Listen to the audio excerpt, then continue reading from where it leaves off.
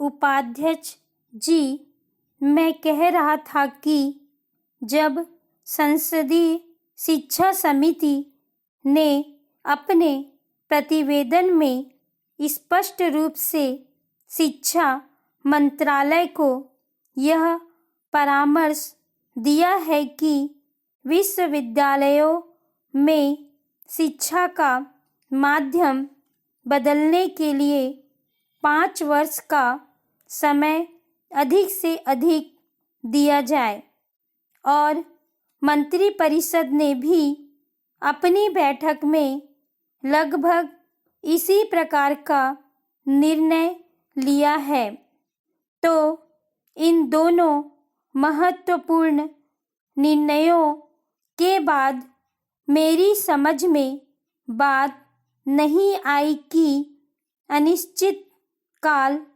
इस परिवर्तन के लिए केंद्रीय सरकार को देना कहाँ तक बुद्धिमत्तापूर्ण बात होगी।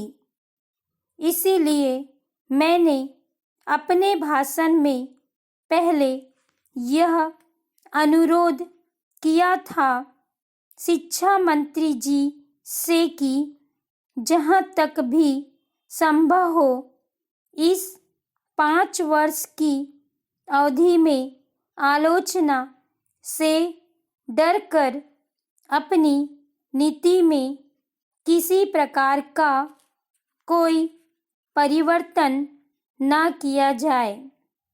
एक दूसरी बात मैं यह कहना चाहता हूँ कि जितने भी हमारे देश के विश्वविद्यालय हैं, जो दक्षिण भारत के विश्वविद्यालय हैं, उनमें उत्तर भारत की भाषाओं के पढ़ाने की कुछ विशेष व्यवस्था होनी चाहिए, और जो उत्तर भारत के विश्वविद्यालय हैं उनमें दक्षिण भारत की भाषाओं के पढ़ाने की विशेष व्यवस्था होनी चाहिए।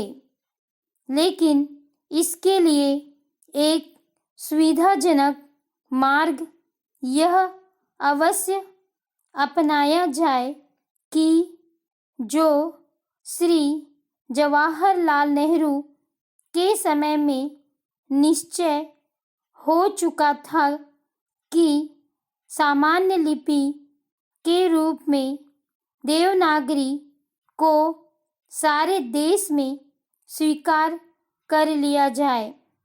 विभिन्न भारतीय भाषाओं का साहित्य देवनागरी लिपि के माध्यम से अगर अध्ययन का विषय बन सके तो समझता हूँ कि उन भाषाओं के सीखने में समय भी कम लगेगा और वह बुद्धिगम्य भी अधिक हो सकेगी। तीसरी बात, मैं आश्रम प्रणाली के विश्वविद्यालयों, स्कूलों और कॉलेजों के बारे में विशेष रूप से कहना चाहता हूँ। हमारे पूर्वजों ने शिक्षा को 5 सकारों में बांटा है।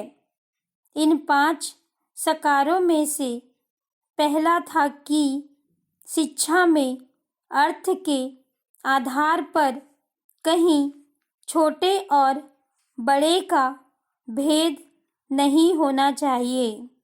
दूसरा सकार था कि शिक्षार्थी जीवन में जितना ही सादगी का आदी होगा उतना ही विद्या के लिए अधिक उपयोगी होगा।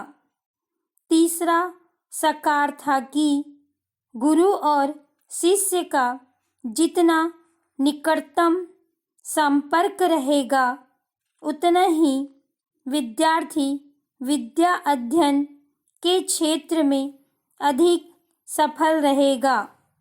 चौथा सरकार था मस्तिष्क की स्वाधीनता का।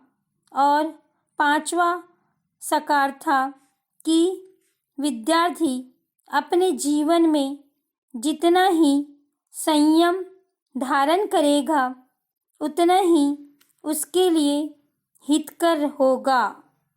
गुरुकुलों की प्रणाली जो हमारे देश में थी वह उन्हीं सकारों को मूर्त रूप देने के लिए थी।